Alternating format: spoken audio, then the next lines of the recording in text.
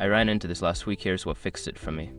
If you've purchased a faulty item from Target and need to get a refund, follow these steps to make the process smooth. Step 1. Gather your receipt.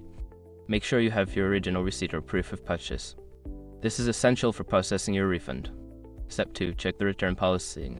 Review Target's return policy to ensure your item is eligible for a refund. Generally, items can be returned within 90 days, but some electronics have a shorter window.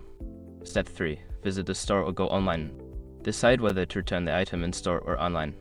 For in-store returns, take the item and receipt to the customer service desk. For online returns, log into your account and initiate the return process. Step 4. Complete the return process. If returning in store, the associate will scan your receipt and inspect the item. For online returns, follow the prompts to print a return label and package the item securely.